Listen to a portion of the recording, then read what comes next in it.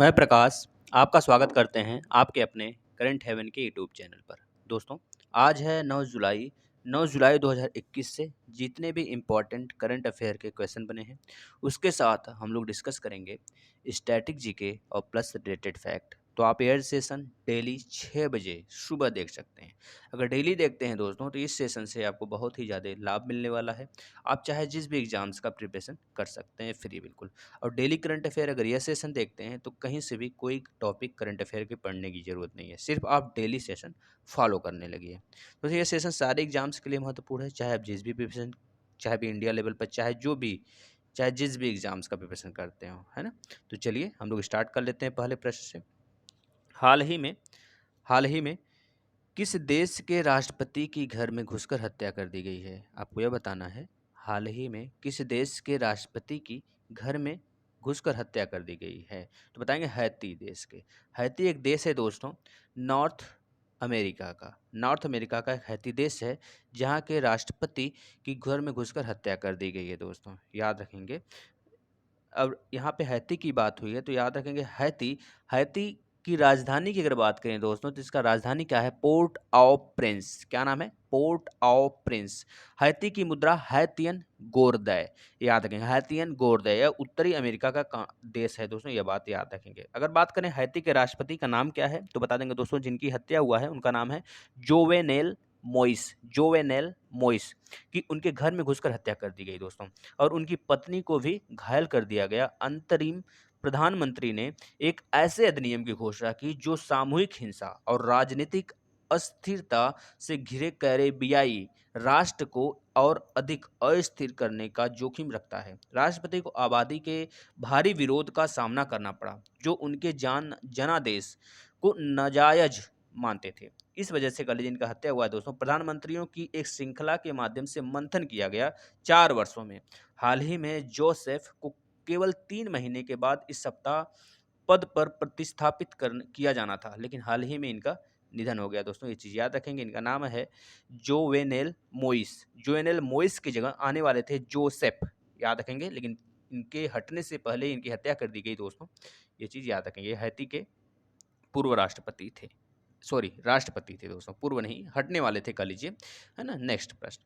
हाल ही में भारतीय सेना ने फायरिंग रेंज का नाम किस एक्ट्रेस के नाम पर रखा है दोस्तों? तो बता देंगे जो भारतीय नौसेना है दोस्तों, सेना है, वो फायरिंग रेंज का नाम अपने विद्या बालन के नाम पर रखा है दोस्तों। किसके नाम पर? विद्या बालन के नाम पर रखा है। चीज़ याद रखेंगे। विद्या बालन एक एक्ट्रेस है दोस्तों। इनका बहुत ज़्यादा परफॉर्मेंस रहा है पिछले बहुत सालों से फिल्म दुनिया में, तो इस वजह से इनका नाम रखा गया दोस्तों। भी हाल ही में यह कह लीजिए कहाँ पे अच्छा आया है दोस्तों, फायरिंग रेंज विद्या बालन नाम का? तो बता देंगे जम्मू कश्मीर में फायरिंग रेंज का नाम अब बदल कर रख दिया गया है दोस्तों, विद्या बालन दोस्तों। बारमूला आपने सुना होगा, बरमूला बारामूला या फिर बरमूला करके जिला है ना, जिला है, उसका नाम पहले था गुलमर्ग, या फिर गुलमर्ग में स्थित है। ये चीज़ याद रख लेंगे, है ना। जो यह विद्या बालन दोस्तों है फायरिंग रेंज, यह जम्मू कश्मीर के बारामूला जिले के गुलमर्ग में स्थित है। ये चीज़ याद रखेंगे दोस्तों। आपको पता है गुलमर्ग एक नाम का एक घास भी होता है जो जम्मू कश्मीर में बहुत ज़्यादा फेमस है दोस्तों। जम्मू कश्मीर के जो उपराज्यपाल है मनोज सिन्हा है, आप याद रखेंगे दोस्तों। इतनी बात है, चलते हैं दोस्तों नेक्स्ट। अच्छा दोस्तों, एक चीज़ और है, विद्या बालन के अगर पति की बात किया जाए तो इनके पति का नाम क्या है? बता देंगे सिद्धार्थ राय कपूर। यह क्वेश्चन पूछा जा सकता है क्योंकि यहाँ पर विद्या बालन की चर्चा हुई है। नेक्स्ट। हाल ही में कौन सा शहर करेगा 2022 महिला एशियाई कप की मेजबानी? कौन सा शहर करने वाला है 2022 के महिला एशियाई कप की मेजबानी दोस्तों? तो बता देंगे मुंबई करने वाला है। कौन दोस्तों? मुंबई शहर करने वाला है 2022 महिला एशियाई कप की मेजबानी।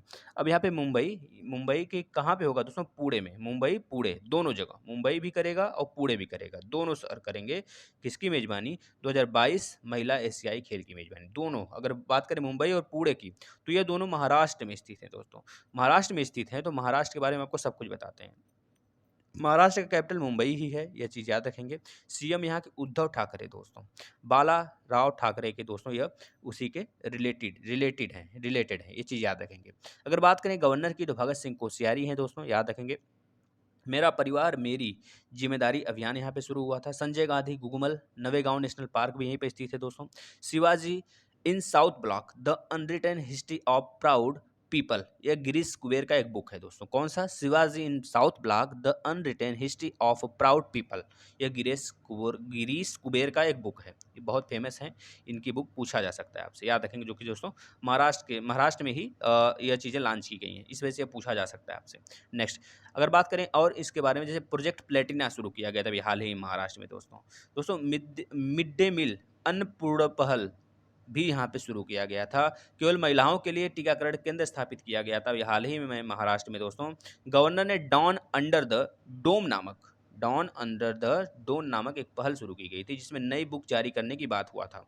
किसानों द्वारा फ्रेश फ्रूट होते हैं, केक मूवमेंट की शुरुआत की गई थी। फ्रेश फ्रूट केक मूवमेंट, याद रखेंगे दोस्तों, महाराष्ट्र में ही। दोस्तों अपनी 25 सिटी बसों को एम्बुलेंस में बदला जाएगा। कौन कहा है? महाराष्ट्र सरकार ने ही कहा है दोस्तों, याद रखेंगे। यहाँ की लोकसभा सीट है 48, जो कि भारत की दूसरी सबसे ज़्यादा लोकसभा सीट है। सबसे ज़्यादा 80 कहाँ पर है दोस्तों? उत्तर प्रदेश में। दूसरी 48 कहाँ पर है? महाराष्ट्र में। ये बात याद रखेंगे। राज्यसभा सीट यहाँ पे कितनी है? 19 है, लेकिन यूपी में 31 है दोस्तों, याद रखेंगे। अगर बात करें विधानसभा की सीट यहाँ पे कितनी है? 288 है, लेकिन यूपी में कितनी है दोस्तों? 403 है। 403 है, ये चीज़ याद रखेंगे। चलते हैं अगले प्रश्न की तरफ। हाल ही में किस राज्य के पूर्व मुख्यमंत्री वीरभद्र सिंह का निधन हो गया दोस्तों? किस राज्य के यह पूर्व मुख्यमंत्री थे दोस्तों? पूर्व मुख्यमंत्री, है ना, पूर्व मुख्यमंत्री यहाँ पे थे। इनका नाम याद रखेंगे आप दोस्तों, वीरभद्र सिंह, मुख्यमंत्री यानी सीएम थे। किस राज्य के? बताएंगे हिमाचल प्रदेश के दोस्तों। हिमाचल प्रदेश के यह पूर्व मुख्यमंत्री थे, जिनका हाल ही में निधन हो गया दोस्तों। अब यहाँ पे बात हुआ हिमाचल प्रदेश की, तो हिमाचल प्रदेश के बारे में आपको बताते हैं। हिमाचल प्रदेश का कैपिटल शिमला है दोस्तों, याद रखेंगे। अगर बात करें यहाँ के सीएम कौन है फिलहाल में, तो जयराम ठाकुर है दोस्तों। यहाँ पे गवर्नर अभी हाल ही बदले गए हैं, राष्ट्रपति द्वारा 8 राज्यों के गवर्नर को बदला गया है, तबादली उनका किया गया है। किसी और राज्य के थे तो किसी और राज्य के बना दिए गए। जो यहाँ के हिमाचल प्रदेश के पहले गवर्नर थे बंडारू दत्तात्रेय, उनको हरियाणा का बना दिया गया है। और यहाँ पे नए राज्यपाल को चुना गया है, उनका नाम क्या है दोस्तों? बता देंगे, राजेंद्र विश्वनाथ आर्लेकर। राजेंद्र विश्वनाथ आर्लेकर। इस पर एक हम वीडियो लाने वाले हैं, आप लोग देखेंगे सेपरेट वीडियो। जितने भी गवर्नर चेंज हुए हैं ट्रिक से बताएंगे आपको, आप लोग देखना नहीं भूलेंगे दोस्तों। हिमाचल प्रदेश में 100% घरों ने एलपीजी कनेक्शन का पहल पूरा कर लिया, यानी कि यहाँ पे जो राज्य सरकार है, यह घोषणा कर दिया गया है राज्य सरकार द्वारा कि 100% घरों में एलपीजी, जो लिक्विड पाइड पेट्रोलियम गैस है आपका, एलपीजी सिलेंडर का कनेक्शन पूरा कर लिया गया है। जितना हमारा जरूरत थी, जितना हमें आवश्यकता थी, सब कुछ पूरा हो गया है। ई पंचायत पुरस्कार 2020 यहीं पे शुरू हुआ है। सीएम शहरी रोजगार गारंटी योजना यहाँ पे शुरू हुआ है। 2 लाख से अधिक जल कनेक्शन देने की योजना भी यहाँ पे की गई है दोस्तों, याद रखें। नल जल कनेक्शन देने की योजना भी यहाँ पे बनाई गई है यहाँ के सरकार द्वारा। पर्वत धारा योजना यहाँ पे शुरू किया गया है दोस्तों, शुरू करने की घोषणा की गई है, ये चीज़ याद रखेंगे। मुख्यमंत्री सेवा संकल्प हेल्पलाइन 1100 की शुरुआत यहाँ पे की गई है। 1100 यानी कि 1100, यह सेवा संकल्प हेल्पलाइन है दोस्तों। मुख्यमंत्री सेवा संकल्प हेल्पलाइन है, जो कि यहाँ पे शुरू किया गया है, यह नंबर याद रखेंगे। चलते हैं अगले प्रश्न की तरफ। हाल ही में किसे प्रतिष्ठित हैम्बोल्ट रिसर्च अवार्ड से सम्मानित किया गया है दोस्तों? किसे सम्मानित किया गया है तो बता देंगे दोस्तों, यहाँ पे कौशिक बसु को सम्मानित किया गया है। किसे दोस्तों? कौशिक बसु को सम्मानित किया गया है दोस्तों। हम्बोल्ट रिसर्च अवार्ड से इन्हें सम्मानित किया गया है, तो याद ही रखेंगे। आखिर यह इंपॉर्टेंट इतना क्यों हो जाते हैं? तो क्योंकि दोस्तों इनको अभी पिछले, मतलब कि जो भारत का सबसे बड़ा तीसरा जो आपका सर्वोच्च नागरिक पुरस्कार है, यानी सिविलियन अवार्ड है, पद्म विभूषण दूसरे नंबर का है, भारत रत्न पहले नंबर का है, और पद्मश्री चौथे नंबर का है, जो कि 1954 में स्टार्ट हुआ था।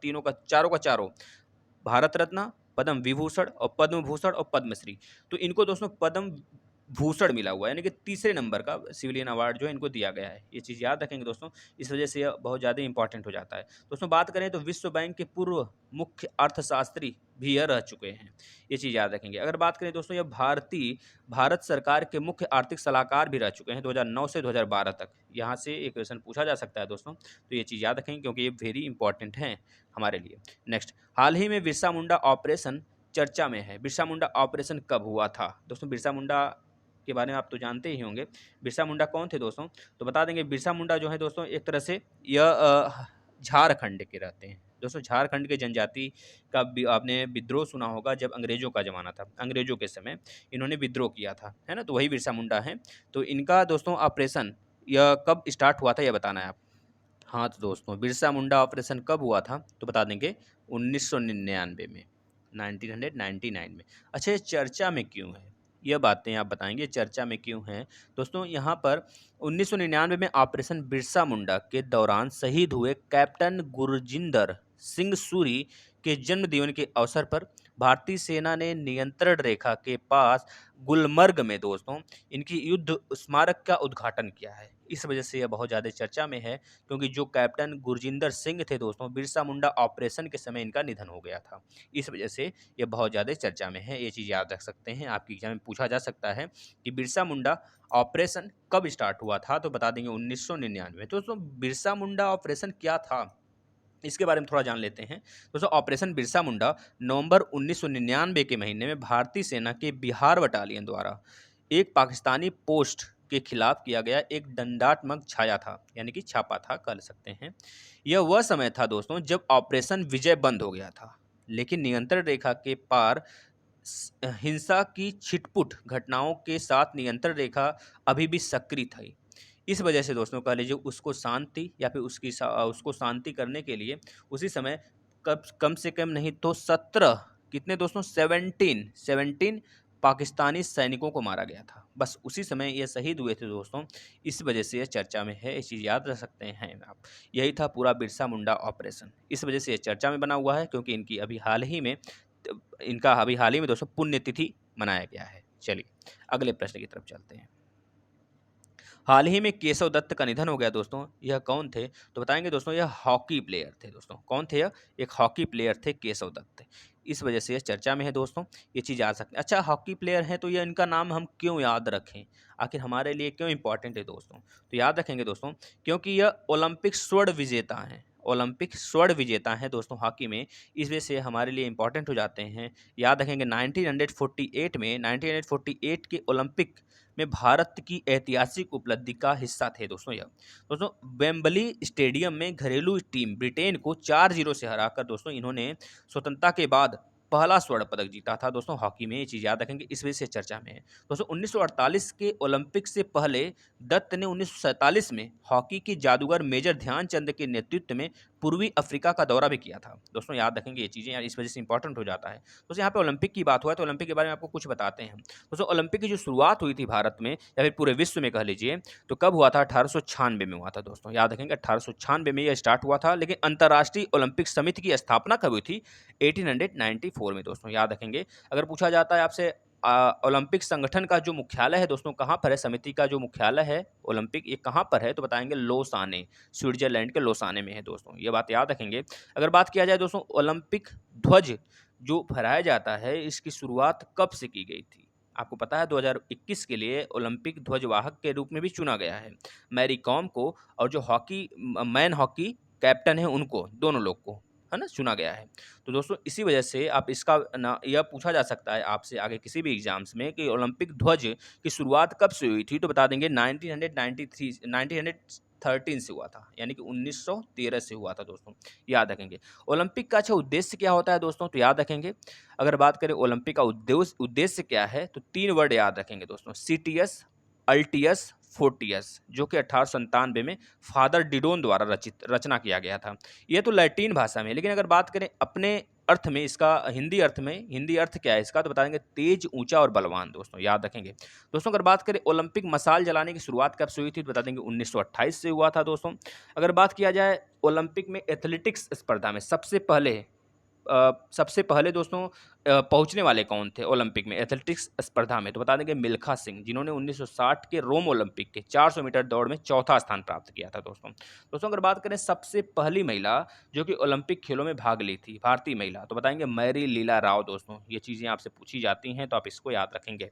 चलिए अगले प्रश्न की तरफ चलते हैं। हाल ही में फिंच रेटिंग के अनुसार फाइनेंशियल ईयर 2022 के लिए भारत की जीडीपी विकास दर कितना रहने का अनुमान लगाया गया है दोस्तों। कोविड-19 के घटते प्रकोप के कारण इन्होंने अपनी रेटिंग क्या की है दोस्तों, बढ़ा ली है। पहले इन्होंने सबसे पहले 12.8 बताया था, फिर 9 पॉइंट समथिंग बताया था इन्होंने, फिर इसके बाद अभी इन्होंने 10% कर लिया है। ये बात याद रखेंगे, यानी कि भारत की जो जीडीपी है फिच रेटिंग के अनुसार 10% रहने वाला है फाइनेंशियल ईयर 2022 में। हाल ही में मंत्रिमंडल के फेरबदल से कितने नेताओं ने ली है मंत्री पद की शपथ दोस्तों?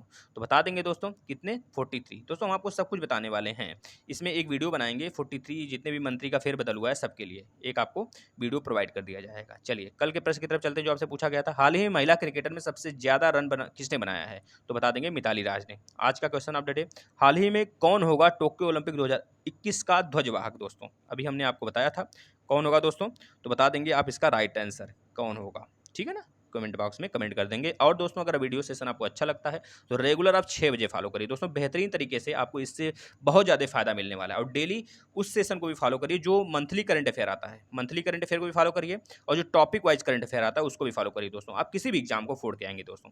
अगर आप टेट, सीटेट, सुपर टेट की तैयारी करते हैं तो हमारे चैनल से बने रहिए, और भी अन्य एग्जाम जैसे यूपी ट्रिपल एससी, पीटी की तैयारी करते हैं तो सारे जितने भी आपको यहाँ पे क्लास चलाए जाते हैं फ्री, सबको लीजिए दोस्तों, आप बेहतरीन तरीके से सारे एग्जाम्स क्वालिफाई करेंगे। चलिए अगर वीडियो सेशन अच्छा लगा तो अपने भाइयों को भी जोड़िए और शेयर करिए ज़्यादा से ज़्यादा।